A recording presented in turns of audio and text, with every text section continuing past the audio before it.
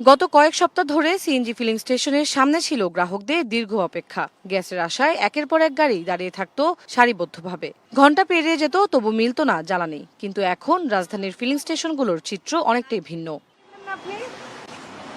গ্যাসের জন্য নেই আগের সেই দীর্ঘ সারি। স্টেশনে গাড়ি আসছে, গ্যাস নিচ্ছে, তারপর দ্রুতই বেরিয়ে যাচ্ছে গন্তব্যের পথে। মহেশখালীর দুটি ভাসমান এলএনজি টার্মিনাল আবার চালু হওয়ায় ফিরেছে এই স্বস্তি।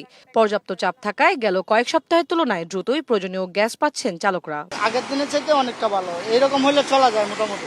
যে একটা কষ্ট ছিল, একটা দুর্ভোগ ছিল, আল্লাহর মতে এটা আজকে থেকে একটু মোটামুটি ভালো হইতেছে আর কি। গতকাল 2:30টার থেকে 2:45টার থেকে আপনার মোটামুটি একটা স্বাভাবিক অবস্থায় ফিরে আসছে। গ্যাসের চাপ পর্যাপ্ত থাকায় দ্রুত সরবরাহ দিতে পারছেন স্টেশন কর্মীরাও।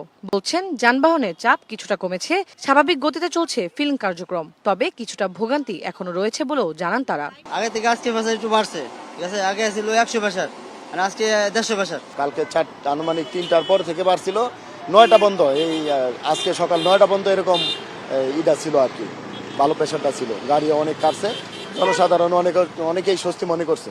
গ্যাসের জন্য দীর্ঘ অপেক্ষার এই ভোগান্তি এখন অনেকটাই পেছনে। গ্রাহকরা বলছেন সাময়িক স্বস্তি নয় তাদের প্রত্যাশা, গ্যাস সরবরাহে এমন স্বাভাবিকতা বজায় থাকুক নিয়মিত। তন্দ্রা তারণ্য, দেশ টিভি, ঢাকা।